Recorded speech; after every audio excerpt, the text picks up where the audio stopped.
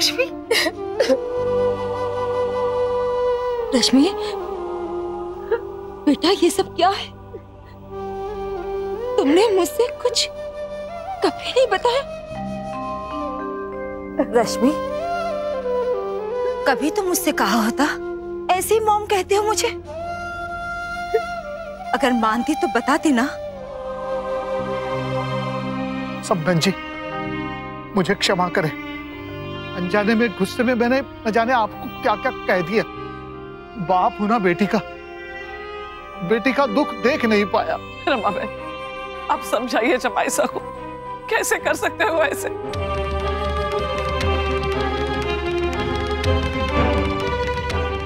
निखिल, ये मैं क्या सुन रही हूँ? तुमने रश्मि को डिवोर्स पेपर भेजा है? तुम्हारी हिम्मत कैसे हुई ये बात करने की? तुम अभी के अभी इंडिया वापस आओ। निखिल! हेलो निखिल! मॉम, क्या कहा निखिल ने? वो आएंगे ना वापस? मॉम! नहीं रश्मि, अब वो नहीं आना चाहता।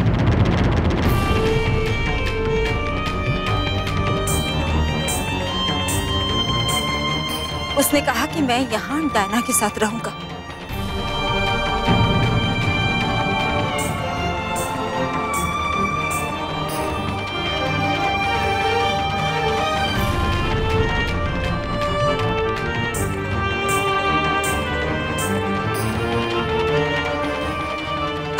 रश्मि, रश्मि, रश्मि, रश्मि, रश्मि।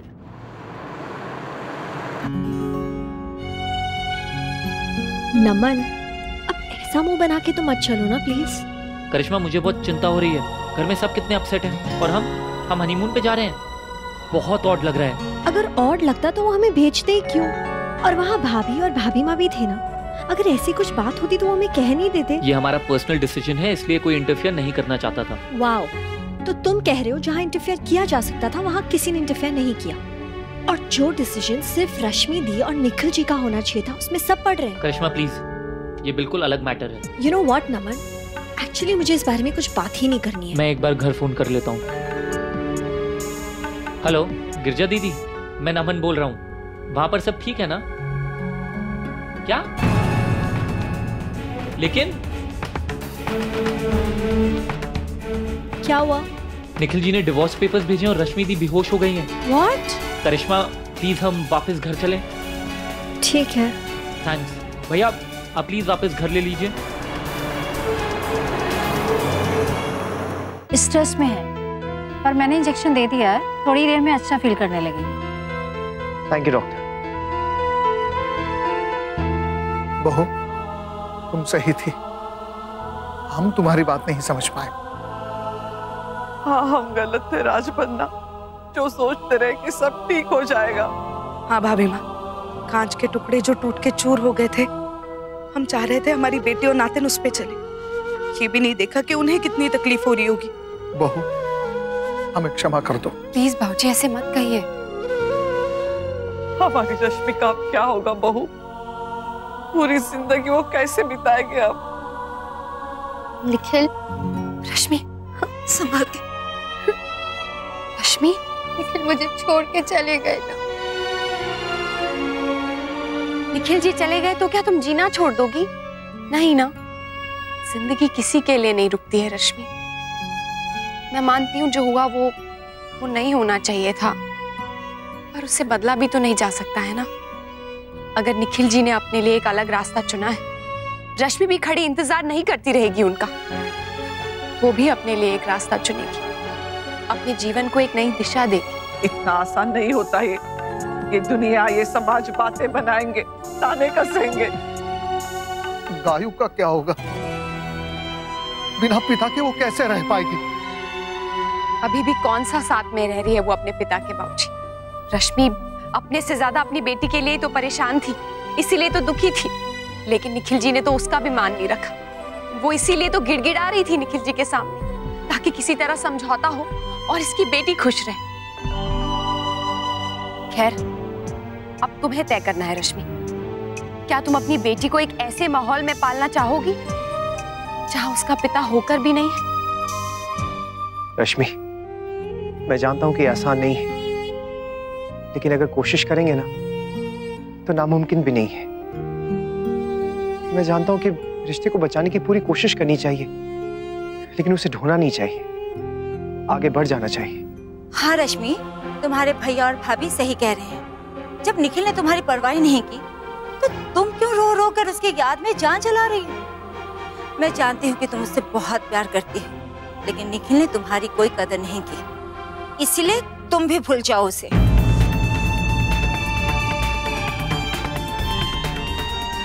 हम तुम्हारे साथ हैं, गायू तुम्हारे साथ है।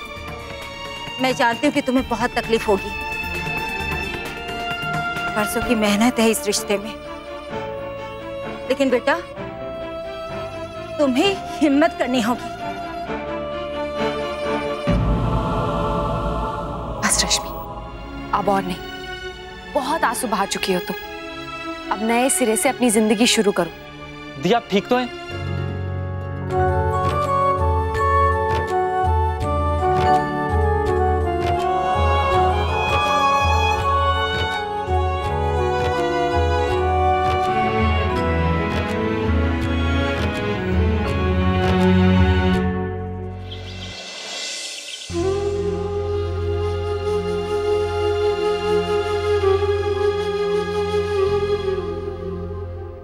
भगवान करे इस जाते हुए साल के साथ रश्मि की सारी बुरी यादें ढल जाएं और आने वाले नए साल के साथ रश्मि भी अपनी जिंदगी की एक नई शुरुआत करे।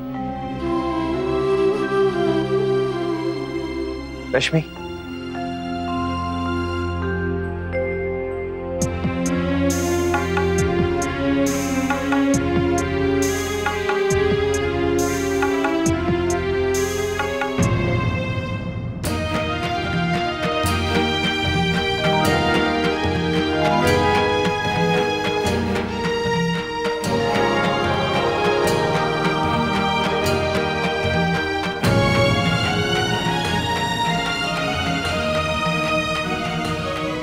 निखिल ने मुझे नहीं छोड़ा है दादा, अपनी खुशियां खोई है। हाँ बेटा, वो नहीं जानता कि एक पत्थर की चाह में उसने कितना कीमती हीरा खो दिया। लीजिए मॉम, निखिल को भेज दीजिएगा। अब तक मैं जिस बात से डर रही थी, अब उसी बात पे जीत हासिल कर ली है मैंने। अब मैं बिल्कुल दुखी नहीं होंगी। मैं अपनी लाइफ फिर से शुरू करूंगी, अपने लिए, अपनी बेटी के लिए। आप सही थी भाभी, आप सही थी। शाबाश रश्मि, हम जानते हैं कि ये आसान नहीं है, लेकिन हम सब मिलकर तुम्हारे लिए इसे आसान बनाने की कोशिश करेंगे। हम सब तुम्हारे साथ हैं। बस एक बात और कहना चाहूंगी, देखो ये बात इतनी जल्दी तुम्हारे मन से जाएगी नहीं, परेशान करेगी रोज रोज तुम्हें, लेकिन तब तुम इस पल को याद करना जिस पल तुमने ये फैसला लिया था। तुम देखना, तुम्हें हिम्मत मिलेगी और सब ठीक हो जाएगा। तुम हर जगह जीत पाओगी। मैं वादा करती हूँ भाभी, मैं कोशिश करूंगी। एक वादा मैं भी करना चाहती हूँ आप सबसे। इन सब में मैं रश्मि की मदद करूंगी। इसे हम बेटी बनाकर लेकर गए थे और बेटी बनाकर ही रखेंगे। रश्मि की जो जगह उस घर में थी वही रहेगी। फर्क सिर्फ इस बात का होगा कि हमारा एक बेटा था,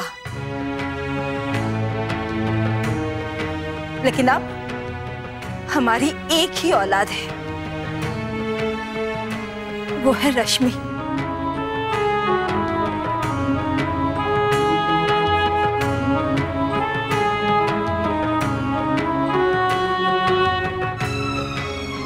निखिल से अब हमारा कोई रिश्ता नहीं है और ये बात हम निखिल तक बहुत जल्द पहुंचा देंगे।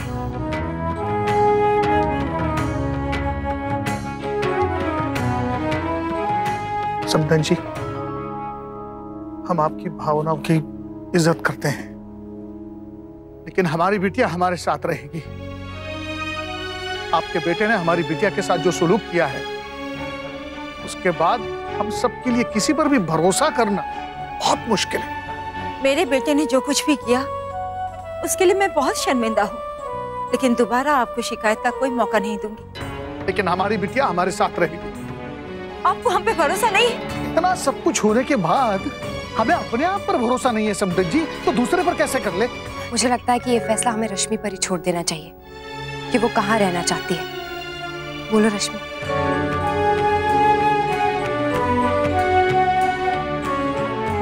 मैं मॉम डैड के साथ रहूंगी।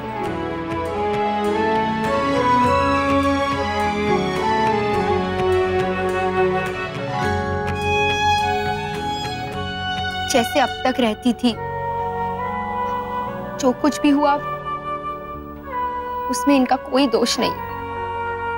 बच्चा जब गलती करता है तब हमेशा हम माँ बाप को ही दोष देते हैं कि जरूर इन्हीं की गलती होगी, इन्हीं की परवरिश में कोई खोट होगी, पर ऐसा जरूरी नहीं है। कभी कभी जानबूझकर बच्चे वो नहीं करते हैं जो माँ बाप उनसे करवाना चाहते हैं, जैसा माँ बाप उन्हें बनाना चाहते हैं। रमा बहन, समझ में नहीं आ रहा कि आपका धन्यवाद किन शब्दों में करे। रमा बहन, हमें आप पे भरोसा है। हम जानते हैं कि आप रश्मि और गायू बेबी का पूरा ध्यान रखेंगी। निखिल की वजह से हमारे रिश्तों में कोई दरार नहीं आएगी, हम पे भरोसा रखिए।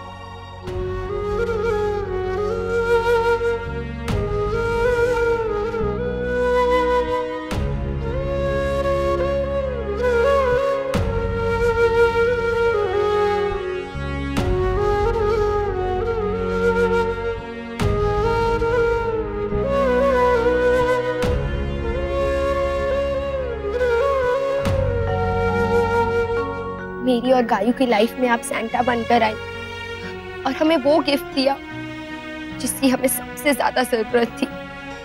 थैंक यू भाभी। वैसे मैंने भी आपके और दादा के लिए गिफ्ट लाके रखा है, लेकिन इन सब बातों में देना ही रह गया। एक मिनट।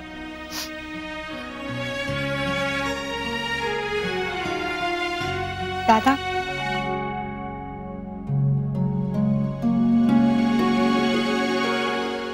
मेरी वजह से आपने बहुत स्ट्रेस लिया ना।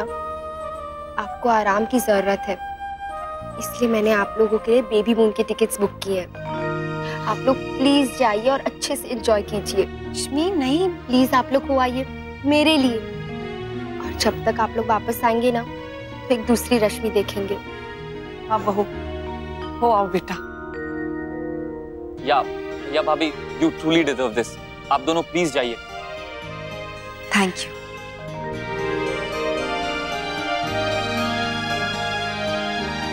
नमन, दिस इज नॉट फेयर। हम अपना हनीमून कैंसिल करके आए हैं और यहाँ पे सब लोग भाभी को अपने बेबी मून पे भेजने की प्लानिंग कर रहे हैं। This is not fair. Karishma please, जो हो रहा है सही हो रहा है। हम वापस आए ये किसी को नहीं दिख रहा नमन। सब यहाँ भाभी के ही गुण गा रहे हैं। बहुत समझ में नहीं आ रहा है किन शब्दों में तुम्हारा शुक्रिया अदा करूं। करिश्मा, रुको। आज जो तुमने किया है ना, वो करना आसान नहीं है। तुमने रश्मि की वजह से अपना हनीमून कैंसिल कर दिया, ये बहुत बड़ी बात है करिश्मा। रश्मि इस वक्त दुखी है, परेशान है। शायद उसे इस बात का एहसास नहीं, लेकिन एक दिन जरूर होगा। मैं ठीक कह रही हूँ ना? बिल्कुल सही कहा है बेटा। इन दोनों ने वापस आकर यही जताया है कि इनको अपने परिवार की कितनी चिंता है। मैं चेंज करके आती हूँ। मैं भी रूम में बैग्स रख के आता हूँ। ये ठीक नहीं हुआ। हमारी परेशानी में इन दोनों ने अपना हनीमून कैंसिल कर दिया। हमें इनके लिए कुछ करना चाहिए। अच्छा, लेकिन अब तो कुछ नए साल में ही हो पाएगा। हॉलीडेज का टाइम है, बड़ी मुश्किल से अभी बुकिंग मिली थी। अब तो कोई चांस नहीं। पर फिर भी नैतिक, हमें एक बार ट्राई तो करनी चाहिए। हो सकता है कुछ हो जाए। ठीक है, मैं कोशिश करता हूँ।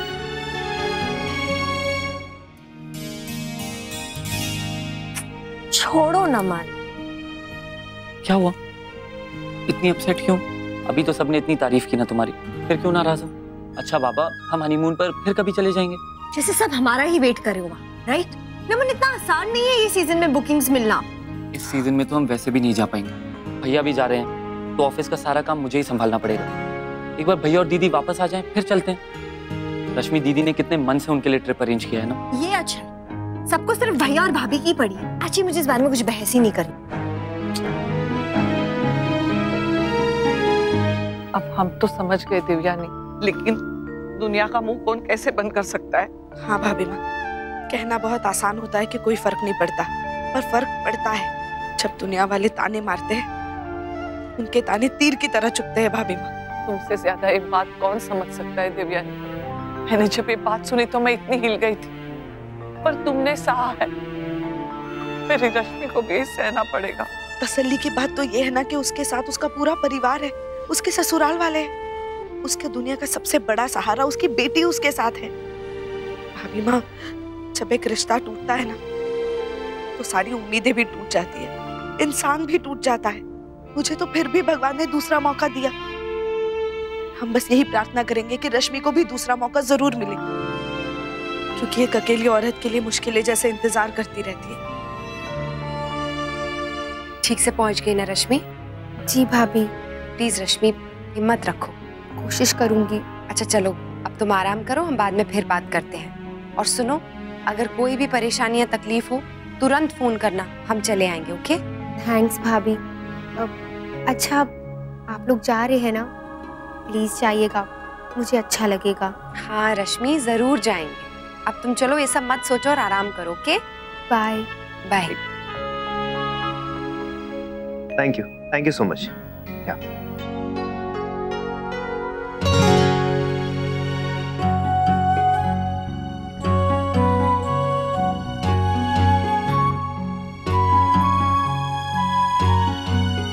मैं भाभी माँ को बोल के आती हूँ, रश्मि से बात हो गई, काफी चिंता कर रही थी।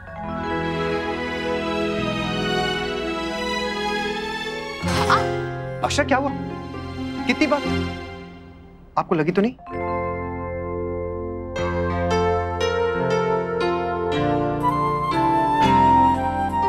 कमाल है, आज नैतिक ने टकराने पे डांटा नहीं। ऐसे तो कितना नाराज होते हैं कि देखकर नहीं चलती हो। अरे बाप, एक लिस्ट ही तो मांगी थी बाबूजी से, उसके लिए भी उन्होंने मना कर दिया। दीदी, अब बंदा अपने घर वालों से मदद ना मांगे तो किससे मांगे? आप ही बताइए। कोई बात नहीं जसमीत, तुम उदास मत हो। क्या हुआ? मेरी बेटियां उदास क्यों हैं? देखो बेटा, आज हमारे क्लाइंट्स हम पे आंख मूंद के भरोसा करते हैं और हम भी उनके इस विश्वास को कमजोर नहीं होने देना चाहते। हमें ही जब अनचाहे फोन या ईमेल आते हैं तो हम कितना परेशान हो जाते हैं। तो हम क्यों किसी की परेशानी का कारण बने, और वो भी उन लोगों की परेशानी का जिन्होंने भरोसा करके हमें अपने डिटेल्स दिए। आप बिल्कुल ठीक कह रहे हैं बाबूजी। I am sorry.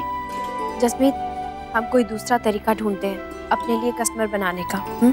बस एक बात का ध्यान रखना, अपने उसूल के खिलाफ कोई काम नहीं करना। जी काका, हम ध्यान रखेंगे और अपने दम पर अपना बिजनेस खड़ा करेंगे। जी शाबाश बेटा, यही उम्मीद थी मुझे अपनी बेटियों से। बाबूजी, हम दोनों इस फील्ड में नए हैं और बिजनेस के बारे में ज्यादा जानते भी नहीं हैं, तो क्या आप और ताऊजी हमारे बिजनेस एडवाइजर्स बनेंगे? हाँ, बन तो जाएंगे, पर हमारी फीस थोड़ी ज्यादा हो। पता है मुझे, आलू के पकौड़े और इलायची वाली चाय। पक्का। छोटी माँ, भाभी माँ, चाय। बहू, तूने रश्मि से बात की? हाँ भाभी माँ, मैंने बताया भी था ना आपको। रश्मि जैसे ही घर पहुंची वैसे फोन किया था उसने। अरे हाँ, मैं तो भूल ही गई। मैं भी क्या करूं बेटा, कितनी भी कोशिश करूं, ये बात दिमाग से हटती नहीं। तो भाभी माँ, आप फोन कर लीजिए ना, आपको तसल्ली हो जाएगी। हाँ, पर भाभी माँ, मुझे लगता है कि आज फोन मत कीजिए, कल कीजिए, नहीं तो कहीं रमा आंटी को ये ना लगे कि हमें उन पे भरोसा नहीं है। सच कह रही हो अक्षरा, अगर वो हम पे इतना विश्वास दिखा रही है तो हमें भी उनकी बात का मान रखना चाहिए। ठीक है बेटा, जैसा तुझे अच्छा लगे। सॉरी अक्षरा, मैंने बहुत कोशिश की लेकिन कहीं भी कोई भी कमरा खाली नहीं है। ओह,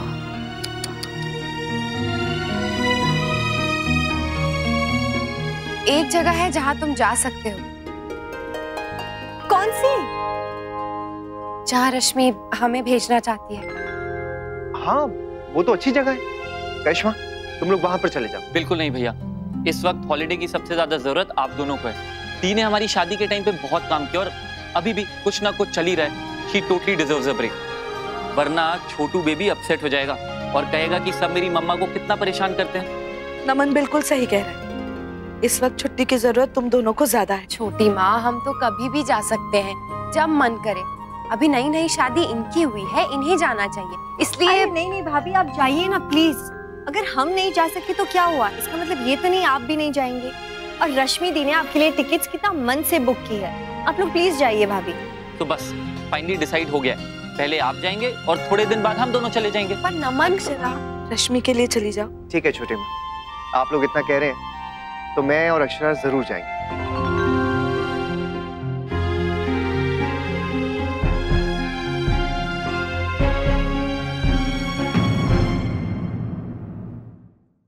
ये रिश्ता क्या कहलाता है।